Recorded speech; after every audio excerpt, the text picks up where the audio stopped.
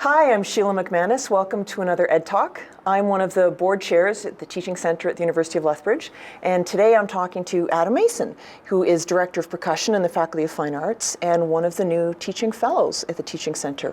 Thanks for coming to talk to me today, Adam. Oh, thanks for having me. I'm very excited to be here. This is going to be fun. It is. So tell me why you wanted to be a teaching fellow. Well, I've had the benefit of learning from so many amazing teachers, both as a student and through my career, and I've kind of reached the point where I realized I've been receiving so much. It's time to share. I need to start paying back. So I thought, oh, the teaching fellow, that's a great way to help out. And that paired with the fact that teaching is really my love. That's my passion. And I have said, teaching is an art. It really is. So being able to talk about that and share that, and that's like my main thing. So I really, really enjoy talking about and working with teaching and getting in the trenches and doing it. That's where I'm most happy. Yeah. Oh, that's great. How did you come to this passion for teaching? Not everybody loves teaching as much as you love it and as much as I love it. How do you think you got to that point? Let me back up. In undergraduate studies, I was studying to be a performer. And always thought, oh my gosh, I will never be a teacher. Because I would see the band directors out there and go, oh my gosh, never in a million years. Why? Never. Why was that your reaction? It's not unusual for a performer, a musician, that really dedicates themselves to performance. Right. It's like, I am not going down the teaching road. That takes all your time and it takes away from your performing. I see. Right, okay. So it's not unusual for a young performer to feel that way. Okay. Not unusual at all. Well, I was involved in marching percussion. So I had kind of a knack for that. And so as an undergraduate, different schools were asking me to come and teach their drum lines. Okay. And, that was it. Right. Once I started doing that, I thought, I was in hog heaven. So I just loved it and did a complete U-turn on my attitude towards teaching. And when I realized just how wide open it is, how diverse it is, and how exciting and especially how rewarding it is, because oh my gosh, I'm not a real competitive person, and I get real excited when someone I'm helping or someone I'm with succeeds. I'm just as happy as they are. I don't feel like, oh man, that should have been me up on the podium or whatever. No, it's just the opposite. Oh my gosh, I get so happy when I see people achieve and experience success. So it just totally fit with my attitude, my personality, I guess. Yeah. It sort of sounds a bit like when you talk about this kind of early distinction that you drew, that a lot of performers draw between performance and teaching. In a way, it sounds like a bit of the perceived tension other disciplines have between research and teaching.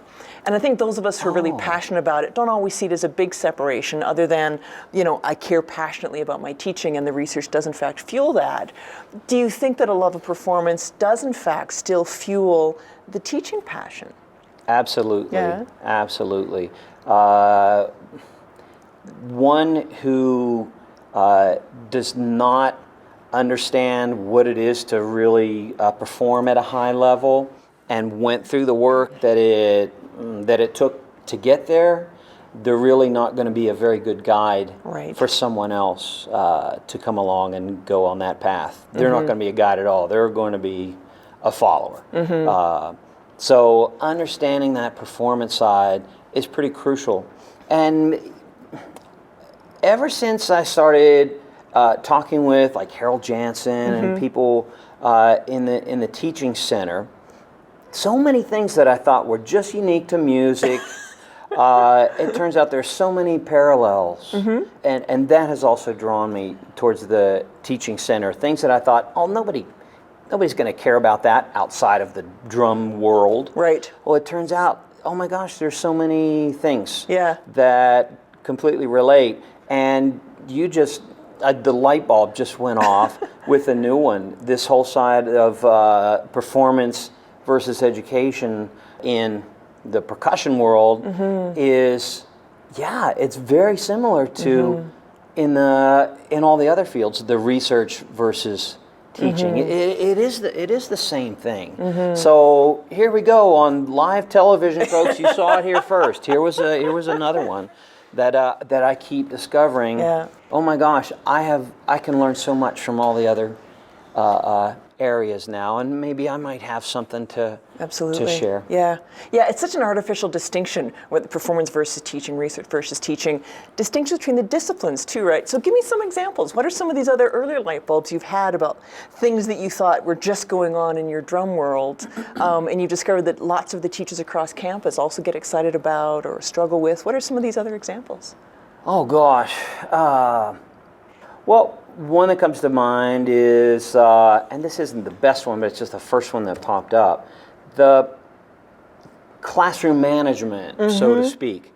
How a person rehearses a group, you can get done tenfold if you have control of the group. And I don't mean control in a bad way. I just mean you have their attention and they are just wrapped up in what you're telling them. But every person that comes into a rehearsal, they all kind of do the same thing. The minute you stop, they want to stop and chat to somebody or tell somebody what just happened or whatever. So there's all these things that you have to train new folks how to do. This is how professionals rehearse. And this is how we get so much done in such a short amount of time. Right. And it's going to go against your nature. So you kind of have to. It's a skill you have to develop. And so I thought, man, I'm used to teaching 50 drummers outside, and you can imagine all the noise out there, right? Yeah. But when I quickly learned how to manage that group. Well, for example, if there's any noise at all, like the drums are rattling from people not standing still or whatever, I just start talking about this saw. And all of a sudden, 50 people are just right in there. So the things that I transferred from, I guess, having out of necessity to work with drum lines outside, when I brought that inside, then man, we just got a tremendous amount of things done. That transfers into the classroom. Right. And so when I see other teachers in front of a class and they don't do those things, that's when they get bogged down. This whole half of the room just missed it, and then they got to go back and do it again, and it just snowballs. And I can usually pinpoint it back to there's the moment that would have saved you a half an hour if you had done this. Yeah. And there's a lot of techniques to manage a classroom that most people don't learn. Yeah. I just had to do it because of necessity of the venue that I use. So it's not unique to music. It actually transfers over. Yeah. And I mean the list would go on and on and on. We could talk a lot about those things. But I don't know. That's just one example, one tiny example. Yeah, it occurs to me, the next time you hear a colleague complain about students playing with their phones, I think, imagine if they each had a drum in front of them. That 30 seconds from now, you're going to give them permission to hit and make a lot of noise. You actually probably have far better than average classroom management skills. What's a phone compared to someone with an actual drum in front of them? Things that are made to really speak and be loud and make a lot of noise. Yeah. So let me back up a little bit. You had talked about sort of some earlier influences. Are there still some great teachers you had when you were younger that you remember or that you find yourself borrowing from now? Absolutely, absolutely. There's a lot of them, and we can. I think most people can point to just a couple teachers that really had a big impact. And one teacher who they kind of worked in tandem with each other. They were my percussion teachers, my private teachers. Is one way to put it. When you do music, you have one-on-one lessons instead of a big class. Right. So and there's no way around it. Right. You can't do what you do with these one-on lessons in a class. So you get a very special rapport with that with your studio teacher. That's what they call it here. Right. Studio teacher. So you learn a great deal of the things that, oh man, this was brilliant. I'm going to remember this and pull this out of my pocket when I need it. Yeah. And you also remember the things that, boy, this sure rubbed me the wrong way. I'm not gonna use that. Right. And so you take all these good things from all these great teachers and put them together in a unique way that's uniquely yours. At first, because I had some really amazing teachers that I still look up to and just revere, and use from them almost on a daily basis. Yeah. Daily basis. I think most people can point to a couple of really key teachers that they had in their lives that inspired them, and I was really blessed with some amazing people. They weren't just inspiring teachers; they were like mountaintop type Right, guys. yeah. So very fortunate to learn from folks like that. David Satterfield was one of my studio teachers that taught me one-on-one. So your one-on-one studio teacher is someone you get a very close rapport. Yeah. You develop a very close rapport with, and it's truly a mentorship relationship. And he was just brilliant, just brilliant. And his teacher, the person that was senior to him, that oversaw the whole percussion department, built the thing from ground up. He's revered the world over, and so studying with those two men really had a huge impact on me. In that they didn't just teach me; they, along the way, said, this is how you teach this, because they're aware of many musicians that are out there that are world-class, great musicians, unbelievably gifted. When you put that gifted musician in front of a student, they often can't relate and can't convey what it took for them to get where they are. Right. They started out here as a child, and now they're way up here. Right. Whereas us mere mortals, we come in down here. And so when it comes to all the things you have to do, all these steps to get to here, to them it's just, well, you just do it. It's natural. What do you mean you want me to explain it to you? You just do it. Can't you do that? Well, here's how you do it. Now you do it. Yeah. So not unusual in the world of music. Right. Okay. Yeah. And it's great to have teachers. You had teachers that could explain that to you, because again, it takes that itself is a real skill, isn't it? Not all of us can explain what we're doing, and I can't remember having a teacher that I admired actually verbalize to me, this is what I'm doing and why, and this is how you're going to want to try teaching it in the future. What a real advantage for you. It was great. Yeah. And they knew I was out teaching drum lines. Right. And and my good friend Dave Satterfield, who I mentioned, he was out there teaching drum lines too. Right. So he knew I needed these tools. Right. And then it just it transferred into all the areas in the classical, in classical percussion, not just marching, but in all the areas that we have to cover. And that was one other huge impact, was that this great teacher, Phil Faini, he built this program that reached out to the rest of the world. didn't build a wall and close itself in. And he was really one of the first people to not treat music from around the world. Say African drumming was one of his expertise areas. Right. He was one of the first people to go over there, learn how to do it, and come back and teach the students at West Virginia University to play those things. And that was groundbreaking at the time, because it was only just a research matter. It was something you wrote down in books. Right. It was words on, it was ink on paper.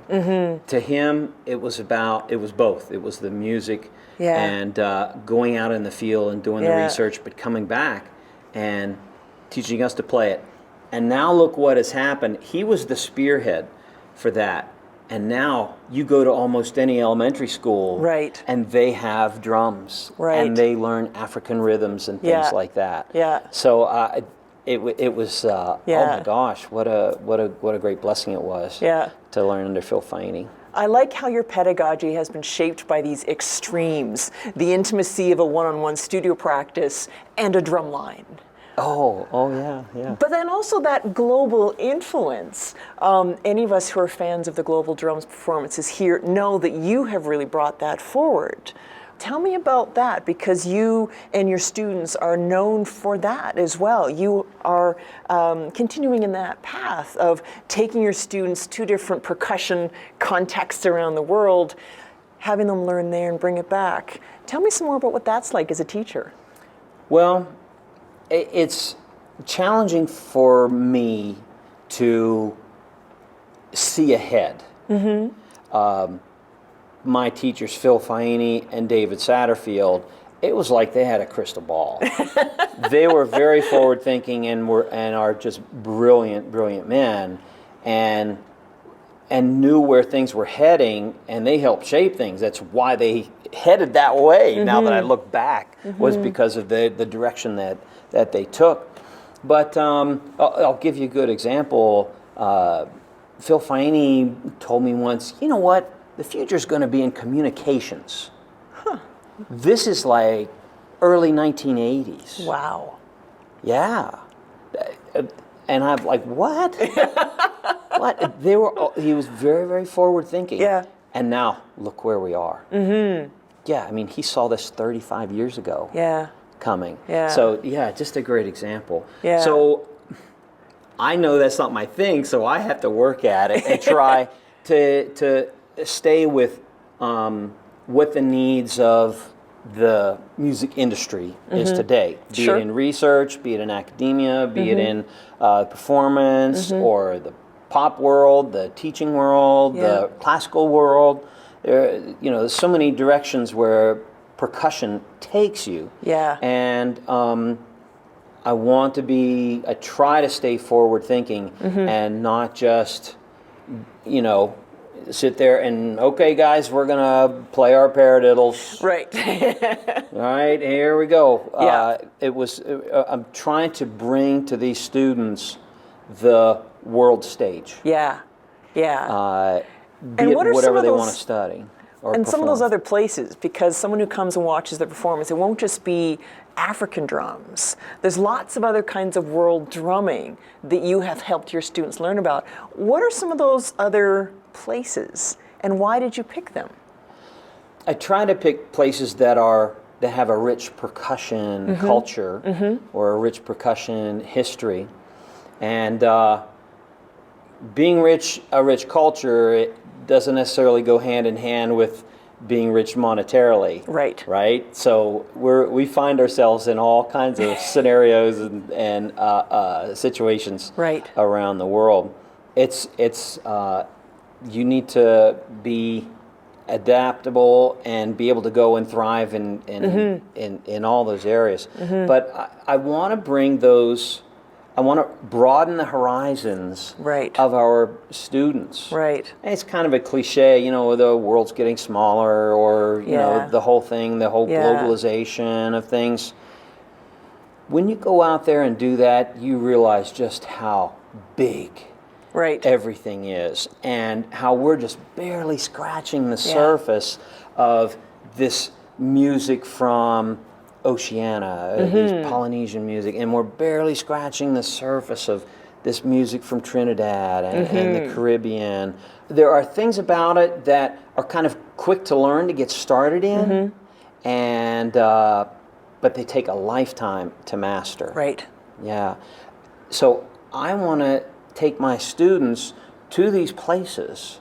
So they're going to go there and they're going to be neck deep in it and really experience it. Right. And learn from the people that are there that are steeped in that in that culture, steeped in that history, and not just get a third-hand view of it from scratching the surface of scratching the surface of scratching the surface. There are so many paths in music that most people have to make their own path. There's no like one way. If you want to be,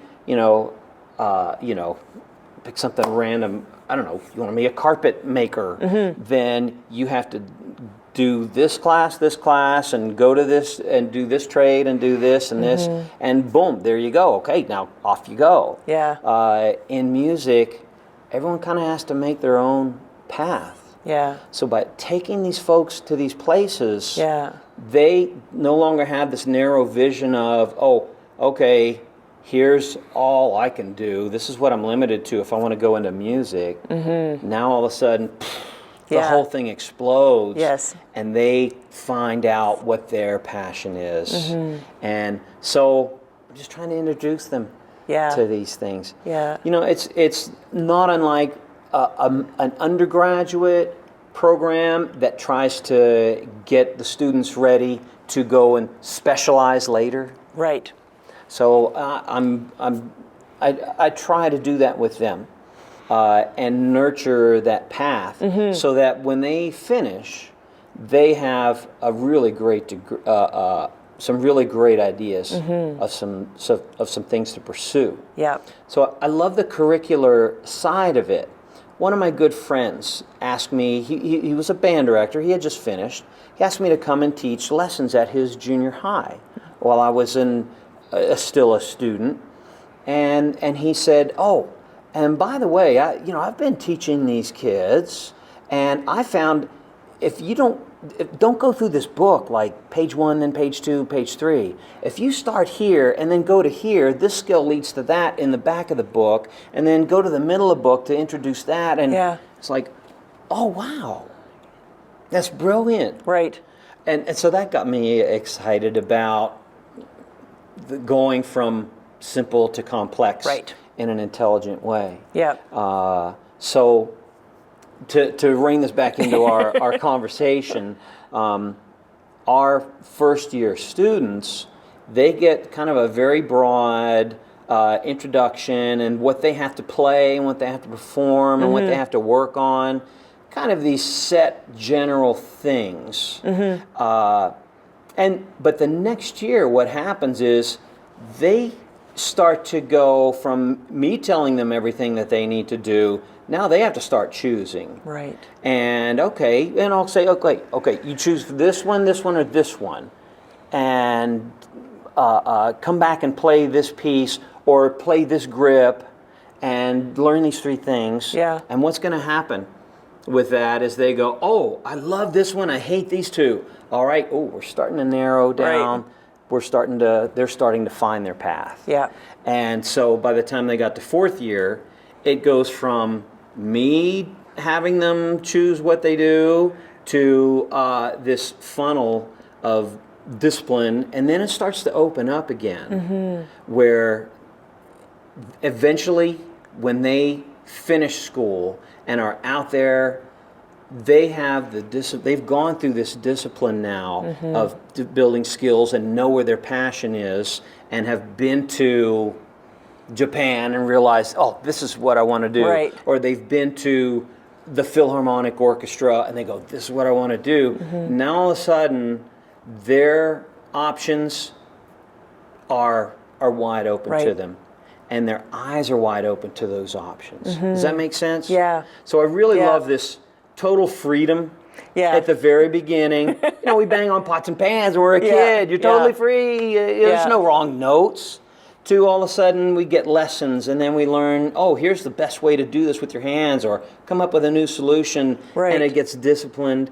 And then finally, I've got some chops now. I've got some speed, and I can do the things I can think of. That starts to open up again. Right. And I want them to get up to here where they're back to total freedom. Right. Yeah. So I try to do that with the curriculum, and I guess there's a lot of parallels with that in the private study as well as the ensemble study. So that's why I'm trying to get them involved in so many other areas, and not just the straight and narrow. Yeah. Because you teach a range. I mean, you're talking about curriculum, so you've got your music majors, your percussion majors, and that's one style of your teaching. At the same time as you also teach community members who come to you and want to be in Global Drums. Talk to me a little bit about that range of your teaching. What are the similarities and differences between your percussion majors and that for your curriculum program, and the community members who just come to you and want to play? Right. It's an interesting balancing act. I bet. Because they're all in the group together. Right. Yeah. The thing that makes it practical and doable is that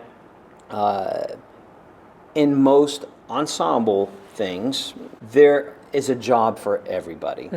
There's the job for someone that needs to be at the point of the spear, that takes incredible skill, but there's also some jobs for somebody that just needs to lift something heavy. Right. Right? Yeah. And not have to do a lot of critical things. Right. Well, so those folks, when community folks that don't have a big percussion background, they come and they find, oh, this is a really welcoming family. And we have our different talent levels and we have our different skills, but man, when we're out there on the stage and doing the performance, we're all out there, we're in it together. Yeah. And without my part, it's a train wreck. Yeah. It crashes and burns. And so we all really, really depend on each other. So we really do develop this close family type thing. So what happens with the simpler tasks? Well, all of a sudden, they've done this for a little bit. Now they're ready to take on the next thing. Yeah. And then they start moving up this hierarchy of what's of the demands and the level of achievement for them personally. So that's a great source of pride, and that success breeds more success, so they want to do more. And so it's having a little bit of everybody in there.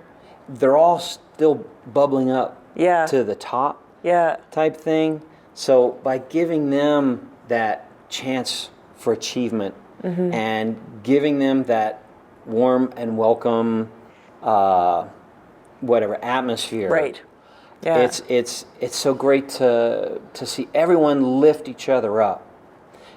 Some programs are more competitive within themselves, and they teach you, okay, hey, if you're going to win an audition with an orchestra, you got to beat everybody else.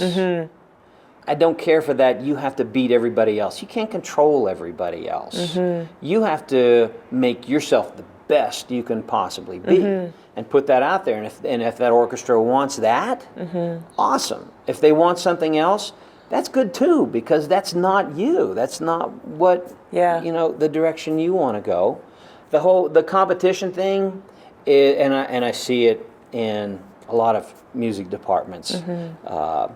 They know, oh, I've got to win first chair trumpet, so I'm better than this person, and they made a mistake, and I'm going to go tell everybody about this mistake, and so it's more about putting other people down and getting up, rising up by squashing people under you, and that just goes against everything I believe in. Yeah. But there are some realists out there that say, well, that's how you have to do it. But no, life's way too short. Yeah. Way too and you've short and clearly, precious to do you've that. had some students go on to have quite extraordinary careers. I mean, even just in the short time that I've been here, because I go to your performances, every year, even I can tell, when you see the notices around town, if you've had some students go on to have really remarkable musical careers. And it's neat hearing you talk about how you approach that ensemble, because as an audience member, if I thought about it afterwards, of course you can tell who are kind of your top percussion students, obviously, and who's the community band members. But at the time, it doesn't seem like that at all. Like only good. now that you're speaking Good. about it do I Good. think it's always so seamless. It's never occurred to me to sort of stop and wonder. It's not like you go, like in a dance rehearsal, right? Here's the 3-year-old children, and then you move up. It is you handle it so smoothly on stage. But how do you think about that as a teacher? Because you have an extraordinary range of abilities on stage in that moment, that you produce an extremely seamless moment there, right, for your audience. But that's a lot of work for you as the teacher behind the scenes. So how are you pulling that off twice a year, where it's that seamless between some extraordinarily talented kind of senior percussion students you've got and the community band members who are obviously just having a blast on stage? How do you manage that as a teacher? It's not something that I've like consciously thought about. You're just pulling that off without really having to work at it, Adam? No, I guess you could call it work. I love putting these concerts together, and there's so many elements that go into putting a concert like that together, and the students and the leaders bring all these amazing things to it, and we put that all in there. Okay. It isn't, okay, you're doing A, B, and C, you're doing D, E, and F, you're doing that. Yep. They get some input. Okay. So as the leaders rise to the top, they'll know, oh gosh, I remember when we did this piece, it really worked if we did that. So, they'll come to me outside of rehearsal and say, oh man, I saw this amazing thing and I had this great idea at last rehearsal. Can we do that?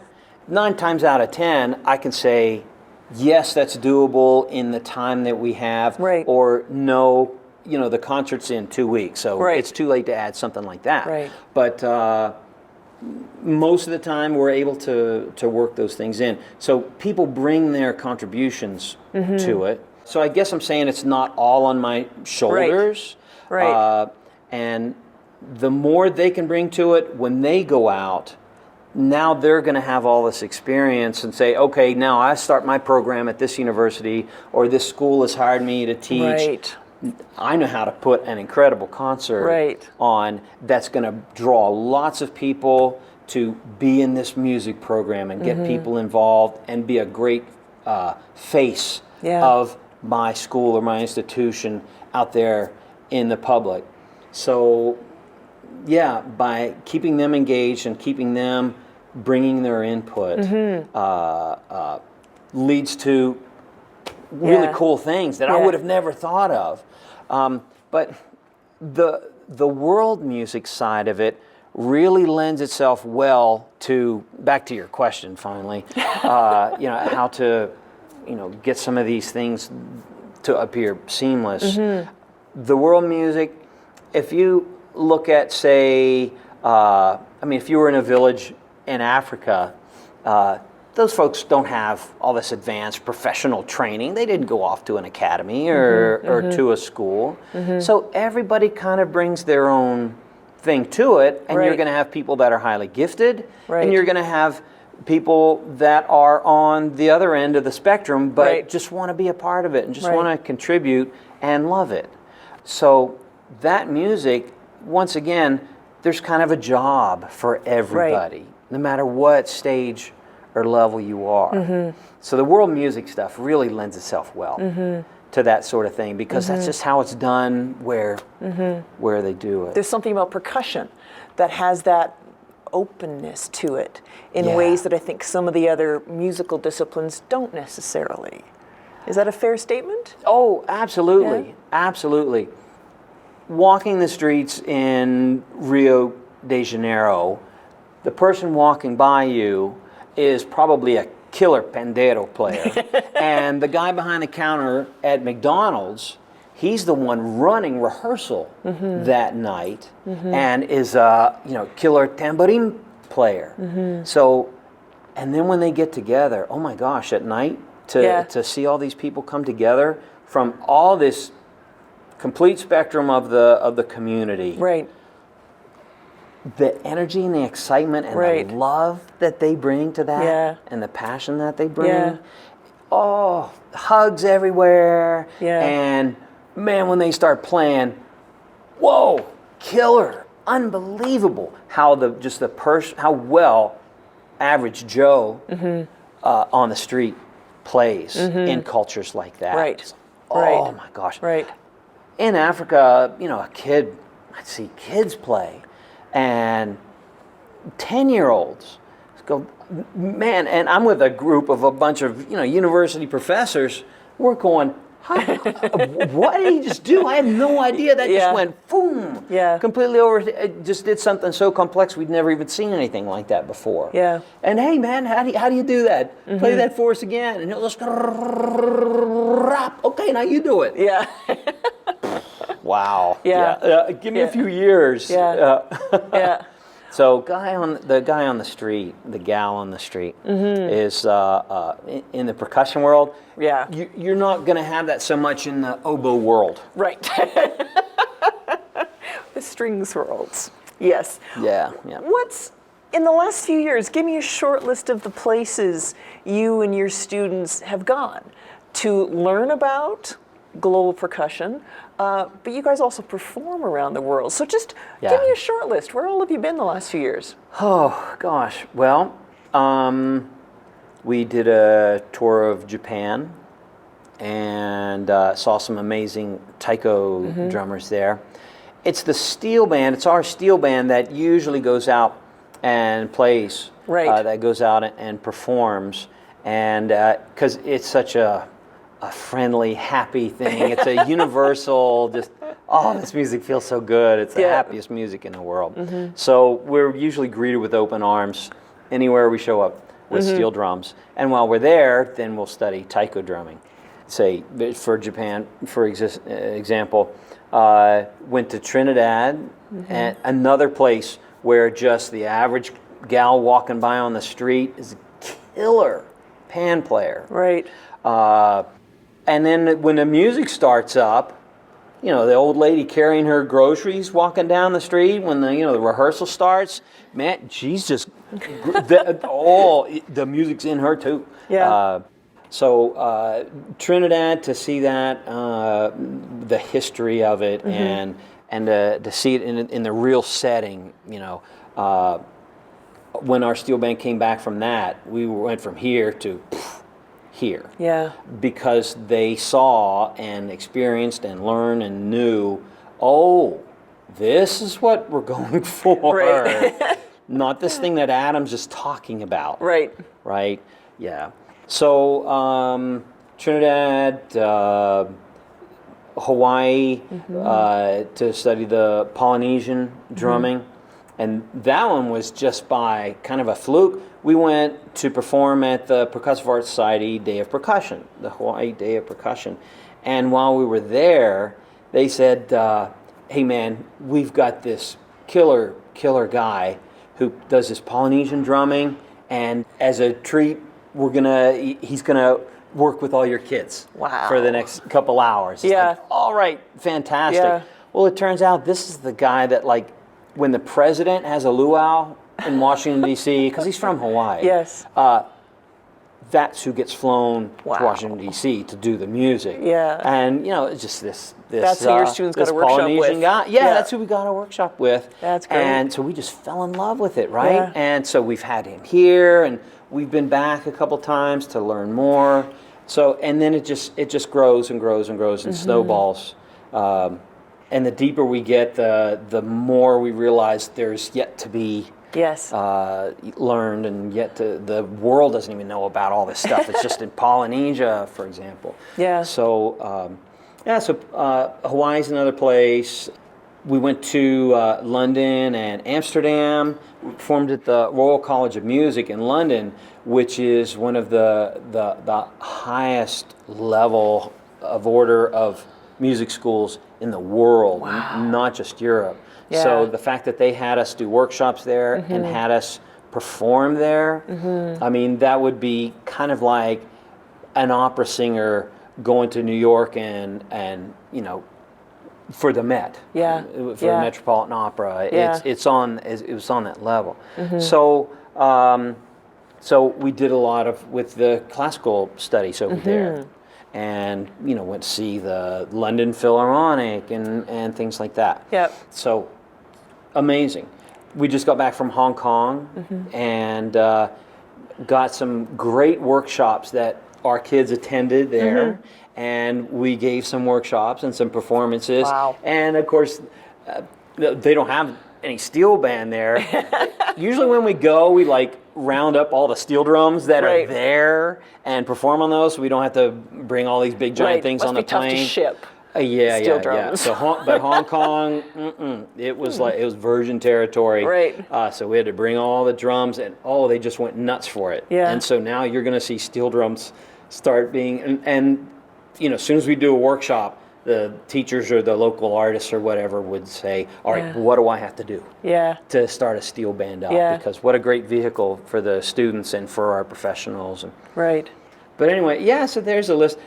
One of the less glamorous destinations, but probably the most important destination, is every year we go down with some folks to the big percussion convention.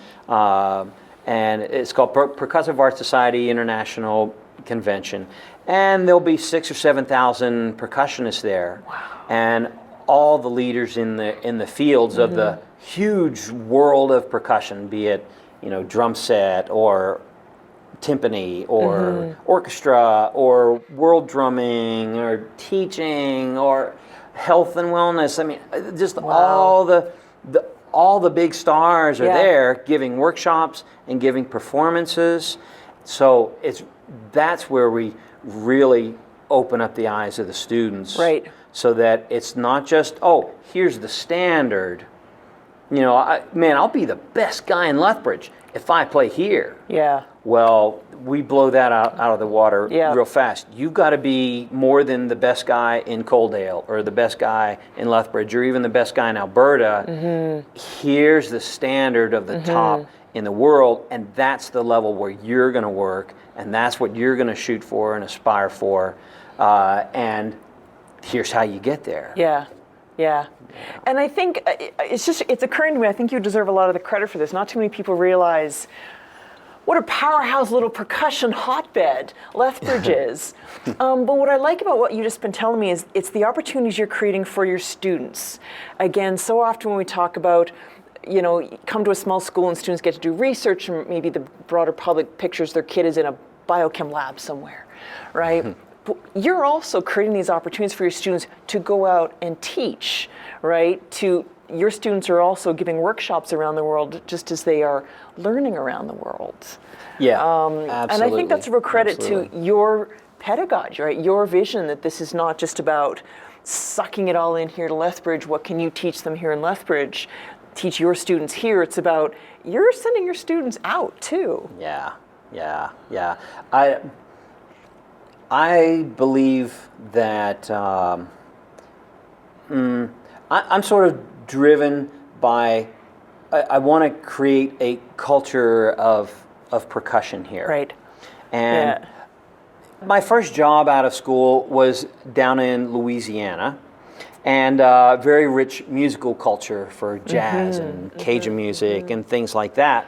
And the most amazing students came in and from all over, and that's what we did. We built a culture of percussion down there. Didn't know we were doing that, but looking back on it, now we see, all these teachers and all the percussion activity that's there now, or that happened quickly after the kids graduated and started teaching or opened up a drum shop or did this and did that and all the many things that you do, then that was like now it's a percussion hub. They built a percussion culture. Didn't do it intentionally. We were just so passionate and excited about what we were doing. Yeah. That resulted. So now that I've had some retrospective moments to do that, when I came to Lethbridge, I realized, okay, this is what we need to do to build awareness and to get people involved and to bring up the level of education and the level of percussion playing around, so the cream of the crop is going to come to the university, and so it all just kind of keeps building on itself. One of my students who just finished his master's degree from one of the most famous percussion educators out there right now in the whole world, Jody and Matt Grunheid, just finished their master's degree down there studying with John Wooten. He's a household name all over the world in the percussion world. Matt's a big Star Wars fan. And so now that Matt's been out and seen how other programs work, and he's had some time to think about how we do things up here, and he came back and said, "Man,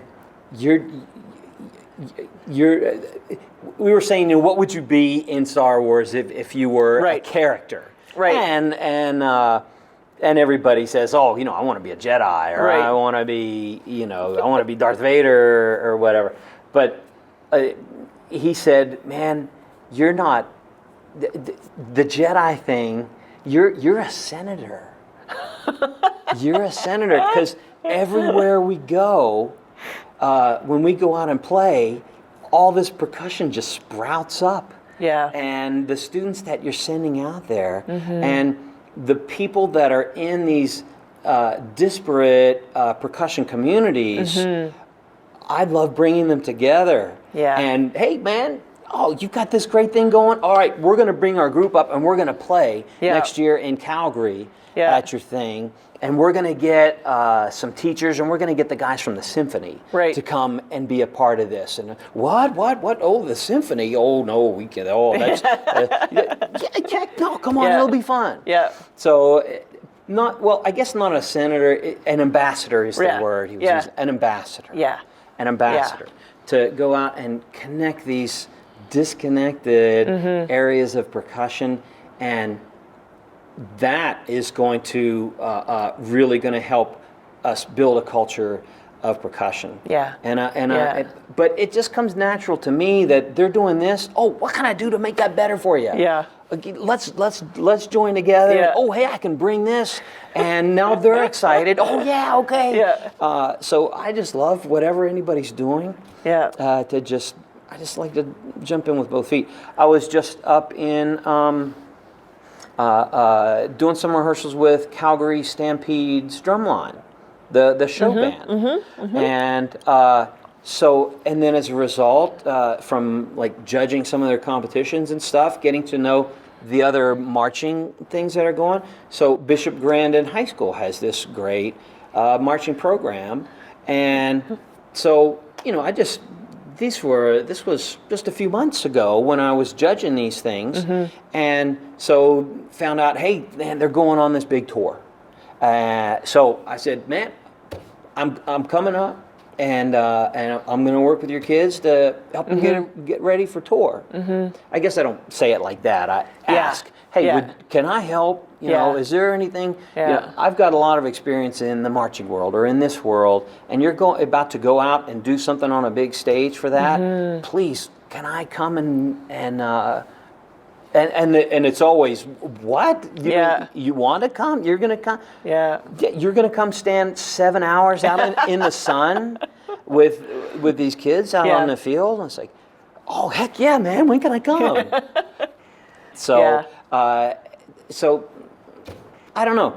They just see that as, the percussion really is a community. We really do help each other out, and we really love what we're doing. So I am now consciously trying to build a percussion culture here, and it's kind of funny. My predecessor, Linda Pimentel, I know her because my wife Trudy got her degree from here, studied with her husband Vondis Miller. He was the trumpet professor here. So the trumpet, percussion, husband and wife. And now Trudy and I are trumpet, percussion, husband and wife. But we used to come and visit. So I knew Linda ahead of time. And Linda, they even came down and visited us in Louisiana. Yeah. And we're sitting at a restaurant, and I'm talking about, here's what I'm doing with my program in Louisiana with all this world music, and we're doing all this with a percussion ensemble. And Linda looked me square in the eye and said, they would run you out of town in Lethbridge if you did that. You can't do that up there. And this was years before Trudy and I ever thought about coming up here. But it's a classical town. Right. You cannot go and do that. And yet now, I mean, Global Drums tickets are some of the hottest tickets in the spring. Right. You know? Right. And the community, the outreach, and people. Percussion's a really, really fun and great thing going here. Yeah. It's a stereotype, but there's something true about it. There's just something so non-hierarchical about drummers, you know, and about the percussion world, I think. Yeah. So if you had to sum up, we've heard so many different elements about your teaching. If you had to sum up, or how do you think one of your students would describe you as a teacher? We've heard everything from the drumline practice, the passion for world percussion, the mentoring that you received as a student, you're clearly now passing on to your students, and they're going out in the world and doing U of L proud. Yeah. How else would you describe yourself as a teacher? As a chameleon. Yeah? And I never realized I was doing this until someone pointed it out. I had to do an interview process and teach several different students.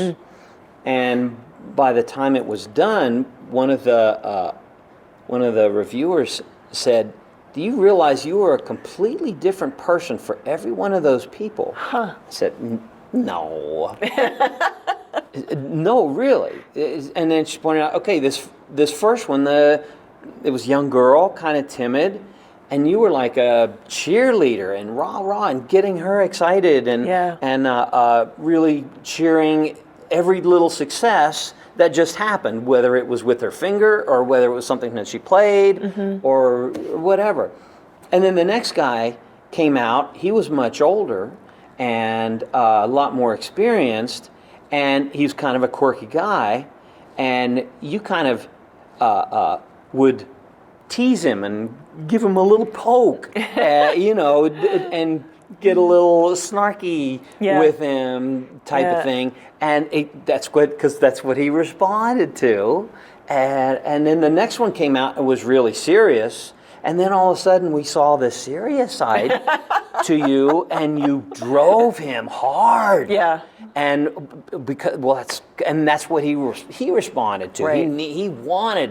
He came there to get his butt kicked, and I want to do this. Let's go, but in a very serious manner. So I just thought isn't that what you have to do? Isn't that? Right. That's what you do every day. That's good teaching. You meet the kids where they are. Yeah. Not just talent level, but personality. Yeah. What works for them, their learning style, that sort of thing.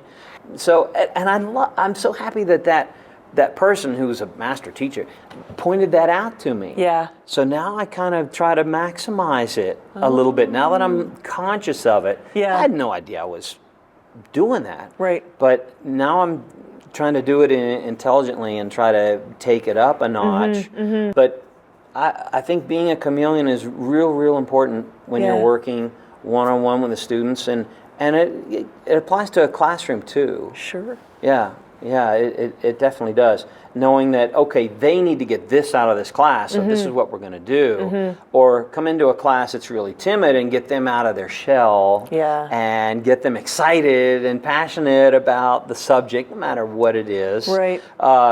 And that class might respond to humor.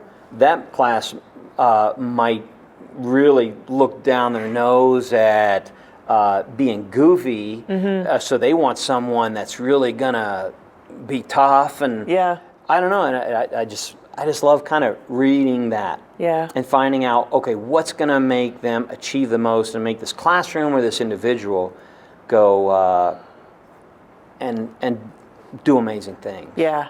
And settle for nothing less. Yeah. Yeah. Yeah. That seems like a really perfect place to end. So thank you so much for coming to talk to me today, Adam. This was a really great conversation. Well, sure, thanks, and I hope I just didn't blather on way too much. I really enjoyed talking about teaching and what we can do for our students, because there's, the sky's the limit, and we have to get them to aspire, not just get out of here and do what we say, but go out there, make their own path, and show them this amazing, amazing world out there. and so the world is they need people like our students here. Yeah. They really need them. Yeah. We got to get them ready. Yeah. That's awesome. Thanks, Adam. All right. Thank you.